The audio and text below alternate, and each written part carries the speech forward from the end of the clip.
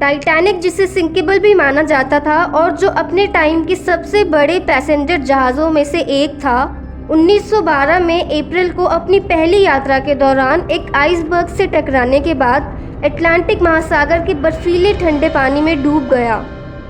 एक सेंचुरी से भी ज़्यादा समय के बाद भी टाइटैनिक का मलबा, जो लगभग 3.8 किलोमीटर नीचे डूबा हुआ है, वो विश्व भर में लोगों का और वैज्ञानिकों का ध्यान आकर्षित करती है और इतिहास के एक महत्वपूर्ण क्षण का प्रतीक है। टाइटैनिक में दिलचस्पी फिर से चरम पर पहुंच गई जब 18 जून को टाइटैनिक के मलबे वाली जगह पर जाने वाले गहरे समुद्र में पनडुब्बी टाइटन के गायब हो जाने की खबर आई।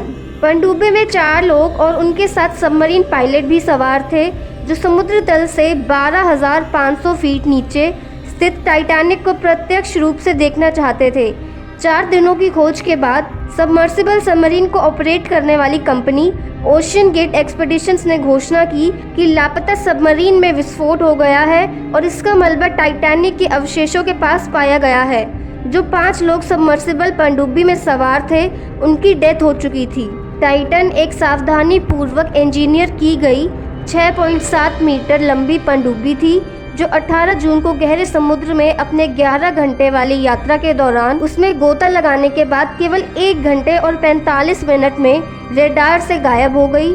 96 घंटे की ऑक्सीजन सप्लाई वाली ये पनडुब्बी 4000 मीटर की गहराई तक सुरक्षित रूप से संचालित करने और लगभग 5.5 किलोमीटर प्रति घंटे की गति से यात्रा करने के लिए तैयार की गई थी।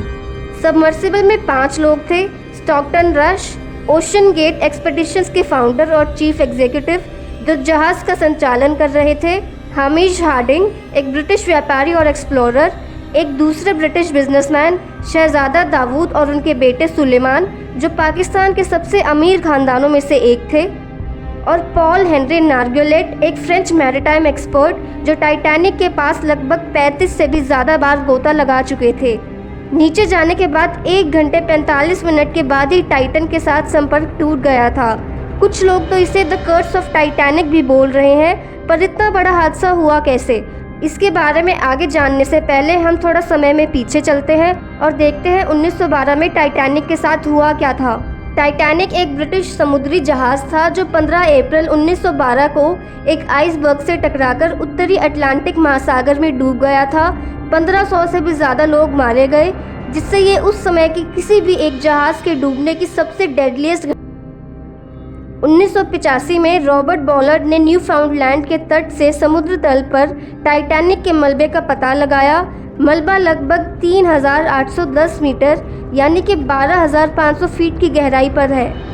अब देखते हैं टाइटन के साथ आखिर हुआ क्या था। समुद्र का एक्सट्रीम प्रेशर गहरे समुद्र में एक्सप्लोरेशन के लिए सबसे बड़ी चुनौतियों में से एक है, भी के फटने का कारण बन सकता है। एक विनाशकारी विस्फोट जैसा कि टाइटन के साथ हुआ था, ये बहुत विनाशकारी साबित हो सकता है।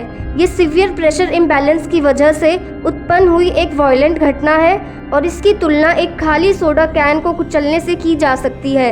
यदि आप एक खाली सोडा कैन लेते हैं, उसे सील कर देते हैं और फिर उस पर भारी फोर्स लगाते हैं, जैसे कि उसके ऊपर कोई गाड़ी चढ़ गई हो, तो प्रेशर डिफरेंस के कारण कैन तेज़ी से कोलैप्स हो जाएगा या फिर फट जाएगा।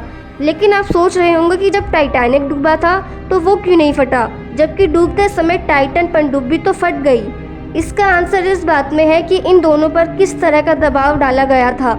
जब टाइटैनिक डूबा तो उसमें हवा के डिब्बे भरे हुए थे, लेकिन जैसे जैसे वह धीरे धीरे नीचे उतरा, संभवतः ये डिब्बे पानी से भर गए, जिससे जहाज़ के अंदर और बाहर दबाव बराबर हो गया। इस ग्रेजुअल प्रेशर चेंज ने टाइटैनिक के अंदर रैपिड विस्फोट को रोक दिया। इसके विपरीत टाइटन हवा से भरा एक सील बंद जहाज़ होने के कारण तेज़ी से नीचे उतरा। यदि जहाज़ के अंदर का दबाव बाहर के दबाव के बराबर रेट से नहीं बढ़ता, जो कि नीचे उतरने की गति को देखते हुए एक बड़ी चुनौती थी, तो इससे एक खतरनाक प्रेशर डिफरेंस क्रिएट हो जाता है। यदि ये प्रेशर डिफरेंस सबमर्सिबल के झेलने की सीमा से बाहर हो जाता है, तो ये एक भयानक विस्फोट का कारण बनता है और टाइटन सबमरीन के साथ ठीक यही हुआ था। अब देखते हैं कि टाइटन की खोज में कितना खर्चा आया। एक्सपर्ट्स के अनुसार लापता टाइटन सबमर्सिबल की खोज का कॉस्ट आराम से मिलियंस ऑफ डॉलर्स तक पहुंच जाएगा। जो इसका सर्च एरिया था वो हज़ारों मील तक फैला हुआ था।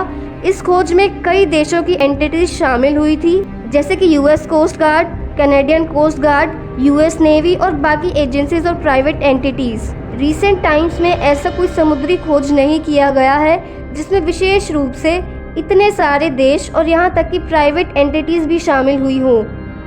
यूएस कोस्ट गार्ड ने टाइटन की खोज के लिए कनाडियन अधिकारों और कमर्शियल जहाज़ों के साथ कोऑर्डिनेट किया। यूएस कोस्ट गार्ड ने ट्विटर पर कहा कि कैनेडियन जहाज़ होराइजन आर्कटिक के संचालित वाहन ROV ने समुद्र तल की खोज की और एक फ्रेंच जहाज़ ने भी अपने ROV को सर्च के दौरान साइट पर तैनात किया था।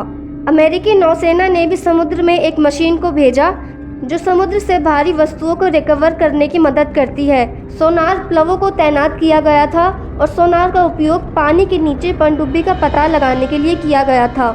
जहाज़ों के साथ साथ संयुक्त राज्य अमेरिका और कनाडा के विमानों ने भी समुद्र की सतह को स्कैन किया। ऐसा खुलासा हुआ है कि डूबी हुई टाइटन पनडुब्बी में सवार यात्रियों ने अपने अंतिम क्षण में अंधेरे में संगीत सुनते हुए और गहराई में समुद्री जीवों को देखते हुए अपने क्षण बिताए।